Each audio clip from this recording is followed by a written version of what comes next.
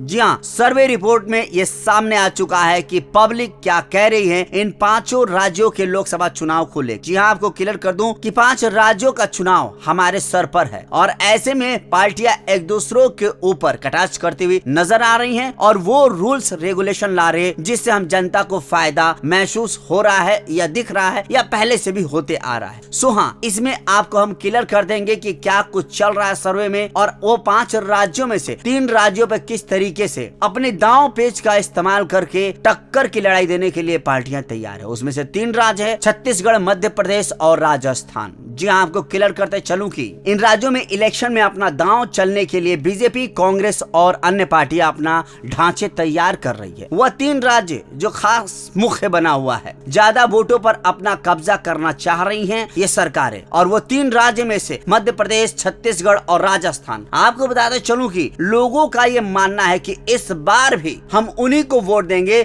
जिन्होंने हम जनता पर मेहरबानी दिखाई है। आपको जान लेना होगा कि भारत में सरकार है नरेंद्र मोदी जी की, भारतीय जनता पार्टी की, पर कई राज्यों में उनका अधिकार नहीं है क्योंकि वहां कांग्रेस इत्यादि पार्टियां अपना सरकार चला रही हैं। आपको बताते चलूं कि इस बार का सर्वे पब्लिक रिपोर्ट की माने तो ये सामने आ रहा है कि जनता अपना मूड बदलाव की तरफ ले जा रही है, बदलना चाहती है उन वोटों पे बटन दबाने की प्रक्रिया को। ये कहना गलत नहीं होगा कि रिपोर्ट जो आते जा रही है उसमें साफ साफ स्पष्ट दिख रहा है कि लोकसभा इलेक्शन 2024 में सरकार तो पीएम मोदी की ही होगी, मगर फुल बहुमत से नहीं बल्कि 55% बहुमत। जी हाँ, 55% बहुमत से ही गवर्नमेंट बनना तय होगा आंकड़ों के हिसाब से नरेंद्र मोदी जी का, बीजेपी का, क्योंकि जनता मन फिर से कांग्रेस की तरफ कर रही है, इसीलिए 55% ही रहेगा, 75 या 80% नहीं रहेगा। जनता अपना बदलाव और अपना रुख कांग्रेस राहुल गांधी की तरफ कर चुकी है और जनता में ये जो जनरेशन है वो जनरेशन यंग जनरेशन है जो कि चाह रहे हैं अपना मन बदलना और मन बदल के राहुल गांधी के निशान पर मुहर लगाना। और वो जो उम्र है वो है 18 से 30 वर्ष की, जिनके मन को आकर्षित कर रहे हैं राहुल गांधी। इसकी वजह से कांग्रेस को 40% का दबदबा बनाने में चूक नहीं मिलेगी। वहीं अगर 5% की बात करें